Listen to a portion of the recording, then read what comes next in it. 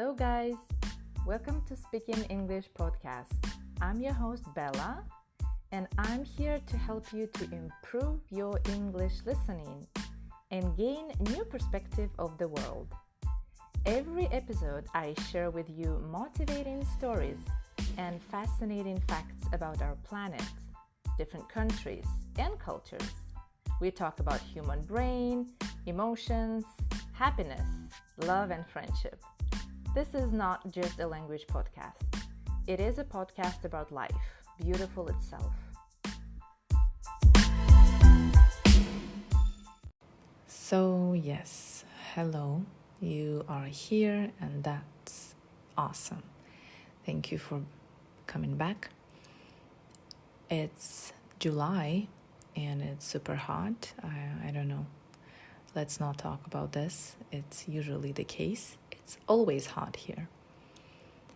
So today I'm here with a new exciting topic. I've been studying this for a couple of months and it got really interested. So sleep, yeah.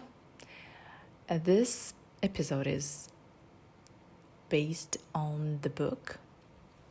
Matthew Walker is the author. Why We Sleep. Very simple, but is so deep, and I'm sure you're gonna love it. So here we go. Before we start though, I have to say that I'm not in my usual location, so my recording room is, sorry, but not here. And if you hear any extra noises, I apologize, but this is the best I can do, okay? We can handle it one time, right? Okay, so why we sleep? The problem that we face nowadays, all of us, is we don't sleep, right? Or we sleep but not enough.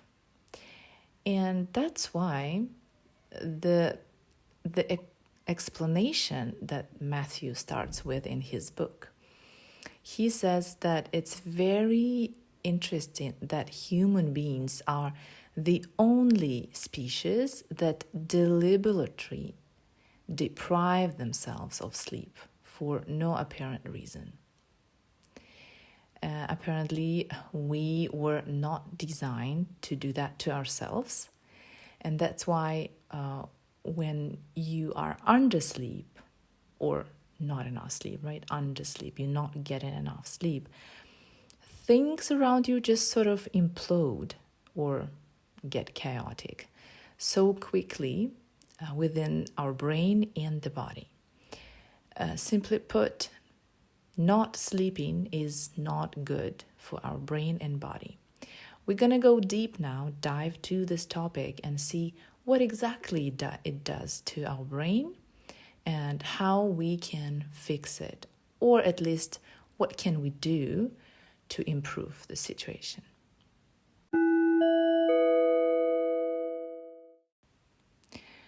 Sleep seems to be the most unproductive thing we do. It seems like we spend a third of our lives just motionless with doing nothing, not moving, while we think, right, we could be getting stuff done. We could use that time doing something. But if you could see what the brain was doing while you sleep, it actually is the most productive thing you do all day, right? So the book that I'm talking about, Why We Sleep, Matthew Walker, by the way, you should read this, okay? This is a must read. I am going to do the overview, but this is not going to replace the actual reading. So if you're looking for something to read, this is the thing. So Matthew Walker has studied sleep over 2 decades, right?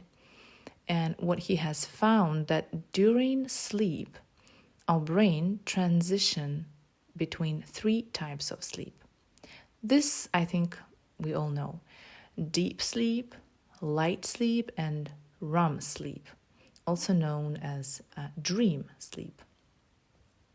Every 90 minutes, we cycle through these 3 phases of sleep, but not every sleep cycle is the same, right? So when we fall asleep, the first 90 minutes of sleep is mostly deep sleep. When you stay up a bit later than normal to watch a movie or browse the internet, you are actually sacrificing a large portion of your deep sleep that night. And that's something you might regret, because you can think of deep sleep like a mail delivery service. And there is a structure that sits on the left and on the right side of your brain called the hippocampus, right? And the hippocampus is like the informational inbox of your brain. It's very good at receiving information in files. So during the day, you have this mailroom and you have these packages coming in. And this mailroom is your hippocampus, right? A temporary storage space in your brain, okay? All information you receive during the day, it's like those packages. For example, like a person's name or a video clip you watched, or the steps of the new work procedure, anything you learned during the day, it's a piece of information that your brain stores in hippocampus, right? What happens when you fall into a deep sleep, you start that process of delivering those packages from the mailroom, from the temporary hippocampus, to out of that hippocampus to the permanent address in your brain. But if you decide to stay up late and skip out the first 2 hours of regular sleep, then what happens? You fail to get those packages to their intended destination. And what's sad is the content of those packages might be lost forever. Why do we say that the information might be lost forever? Because right after deep sleep is a period of light sleep. And light sleep is like, let's say, the mailroom cleaning stuff. Its job is to clear the hippocampus every day. Because just imagine, after being awake for, 16 hours, it's kind of hard for your hippocampus to hold on any new information. That's why when you are staying up late to read a textbook, you often find yourself reading the same paragraph over and over again, failing to comprehend actually what you're reading. Light sleep is a mental refresh, which renews your ability to learn new facts, right? Now, to prove this, Matthew Walker invited 2 groups of students into his lab. And one group of students had just pulled an all-nighter, right? All-nighter. And the other group of students got a full night of sleep. So one group did not sleep. The other group got a full night of sleep. And what did he do? He gave them study to the same set of facts, and then they had to sleep for 2 full nights, right? And then he looked at their performance. The results were the structure, the brain structure, in those people who had a full night of sleep before the test. He saw lots of healthy learning-related activities, where those who were like sleep deprived, didn't sleep enough, he could not find any significant signal whatsoever in the brain. So it's almost as though sleep deprivation has like shut down their memory inbox, and any new incoming files it wasn't possible to find. At the end of the experiment, he tested these two groups, how many facts they could recall or remember. And interestingly enough, the first group, the sleep-deprived group, remembered only 60% of the facts. And the second group, who had enough full night sleep, remembered 100% facts. This is significant. That's a big difference, right? Matthew continues. He says, most of our life, sleep is at the end of our regular sleep schedules. That means that waking up early to study is actually counterproductive. Not productive, right? Counterproductive. Waking up early and only getting 5 or 6 hours of sleep severely impaired ability to learn or decreases our ability to learn new information. And if you get up much earlier than normal, let's say 5 a.m., when you typically wake up at 7 a.m., you're also missing out on the majority of your REM sleep. Okay, what is a REM sleep?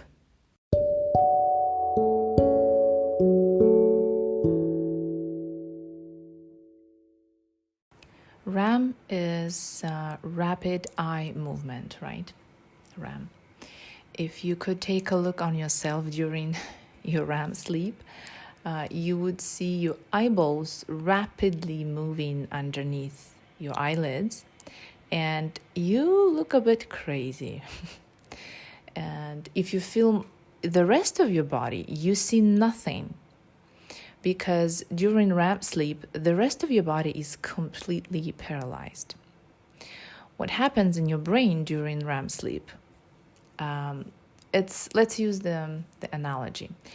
Deep sleep, the first phase of your sleep, is like a program that stores handwritten notes, remember? The information that you made during the day. And that program takes those notes to the permanent cloud-based system. So the REM is like a program that goes through all those notes in the cloud that you made during the day, combined them, edit them, and produces a story that you can understand. When you enter REM sleep, your mind gets to work. It's trying to make sense of what happened during the day, to put all the pieces together. What's cool about this, that to do this, to make sense of what happened during the day, the REM sleep makes connections between newly stored information and previously stored information. And this connection that it makes are sometimes bizarre and something that you've never think to do while you are awake, right? But the beauty of it, that most of the time, the result of this work is a creative breakthrough.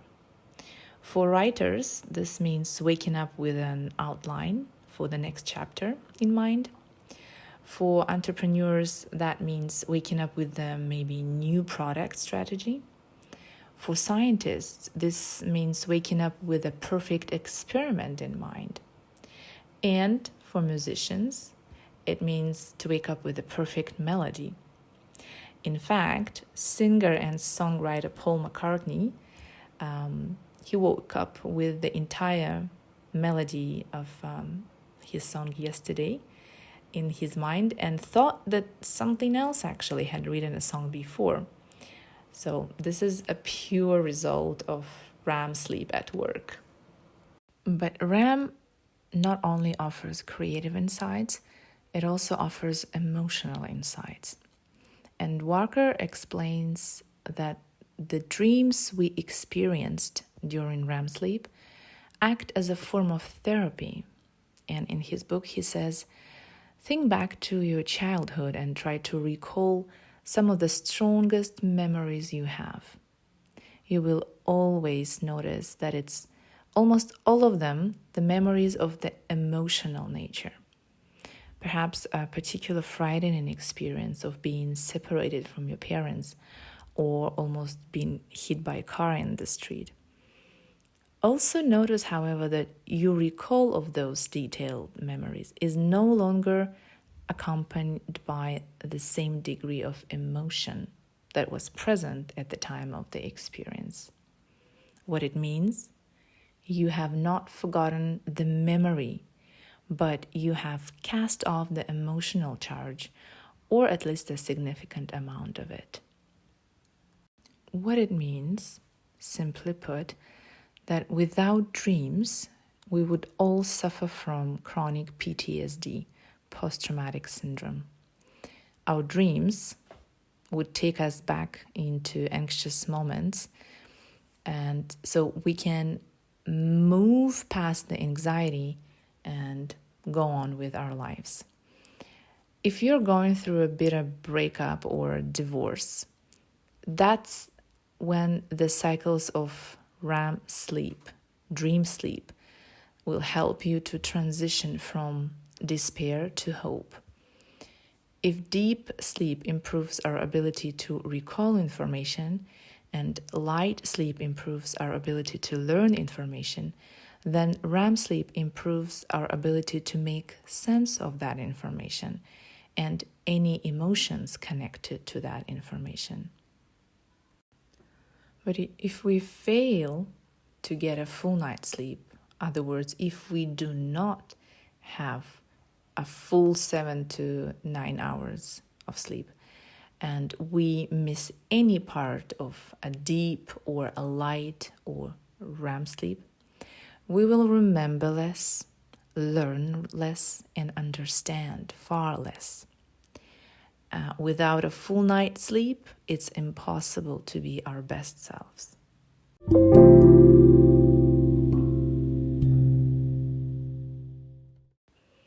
To make sure that we get a full 7 to 9 hours of sleep each night, our sleep needs to be our number one priority during the day.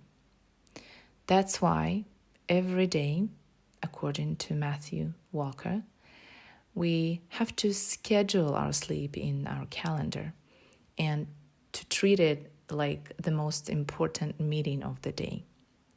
To be ready for that meeting and fall into a deep sleep at the same time every day, we may build nightly habits based on 2 pillars of good sleep hygiene: dark and cool.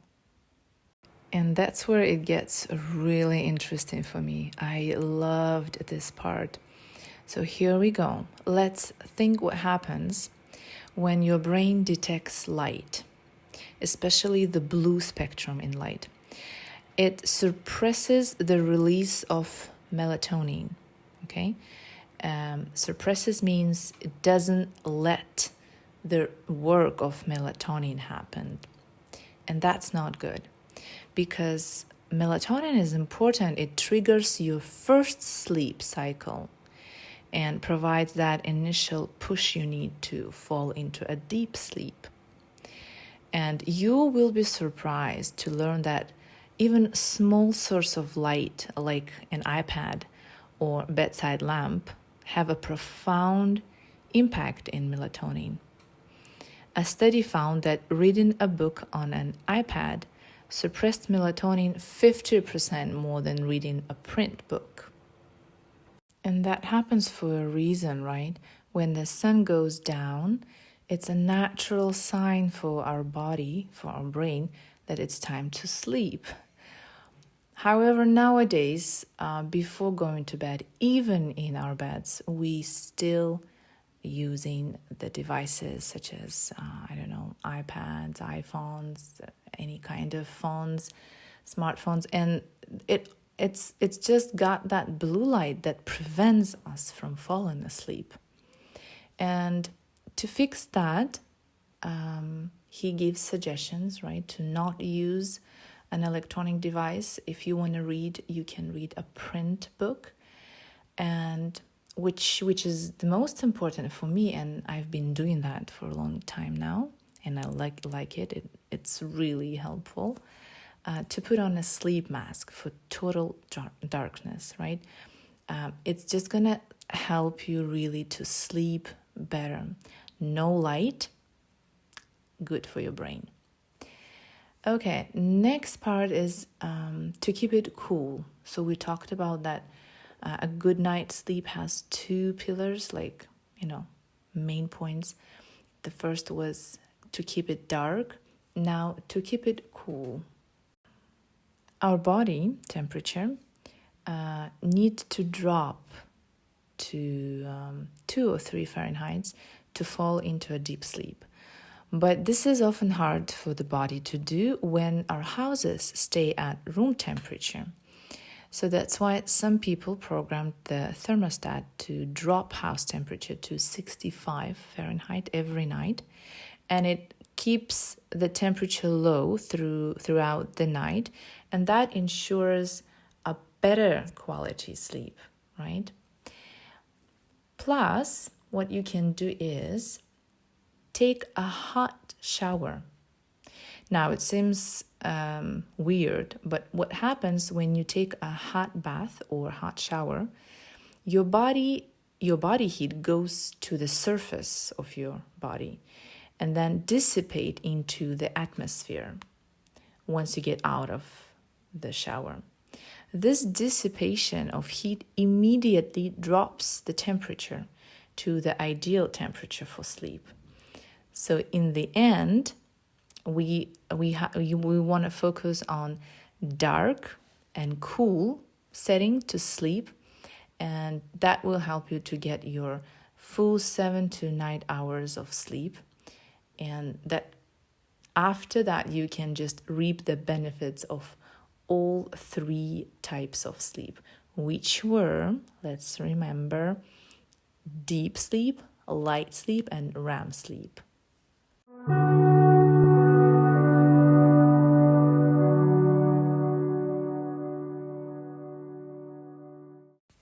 To summarize all that information, let's repeat that deep sleep, light sleep, and REM sleep strengthen your memory, your ability to learn, and ability to make sense of complex problems, and also to recover from emotional setbacks. Now, that's how sleep works for our brain. The book also talks about immune system and connection with sleeping enough. Matthew has studied immune system, specifically the he calls this natural killer cells, right? Every immune system has natural killer cells, and those are like secret service agents, right? Their goal is to identify dangerous, unwanted elements and eliminate them, to destroy them, to protect us, right? So what happens is when we do not have enough sleep, and he did this experiment, which is just crazy. 4 hours of sleep, just 4 hours of sleep, our natural killer elements, the cells, drops to 70%. Can you imagine? 70% less those helpers in our immune system, which is, it's concerning, really. It's really concerning. He also provides in his book very sobering statistics of direct link between cancer and lack of sleep. And I like how he said here that the link between a lack of sleep and a cancer now is so strong that the World Health Organization has classified any form of nighttime shift work as a probable future cancer. So that's how important, and that's how serious, and that's how sad it is, actually. And because we are all learners here, I wanted to bring this information home. Other words, to explain how is it applicable to us, those who are learning something new, a language or whatever. So let's start with the brain and functions of learning and memory, because what humanity discovered over the past 10 years is that we need sleep after learning to kind of hit the save button on those new memories so we don't forget them. But recently we discovered that we also need sleep before learning to actually prepare our brain like a dry sponge ready to soak up the new information. Without sleep, the memory circuits of the brain become waterlogged and you cannot absorb new information. And to finish it up, I want to say less sleep, unfortunately, is not an optional lifestyle luxury. Sleep is a non-negotiable biological necessity. It is your life support system. And I believe it's now time for us to reclaim our right to a full night of sleep and without embarrassment, and that unfortunate stigma of laziness. And in doing so, we can be reunited with the most powerful elixir of life. And that's what I got from Matthew Walker and his book, Why We Sleep. Excellent book, easy to read. I'm sure you'll love it and you find it very beneficial. And that's it for today. Thank you for listening. As usual, feel free to email. Your feedback is always appreciated. And I really hope to see you next time. Take care.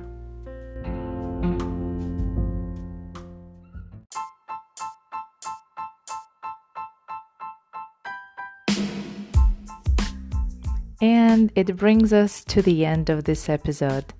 I hope you enjoyed it. I would love to hear your feedback, guys. I'm sure you too have a story to share. Please feel free to email me to learnwithbella@gmail.com. Thanks for being here with me today. It has been a pleasure. I'm your host, Bella. Take a good care, speak English, and make sure to come back. Bye.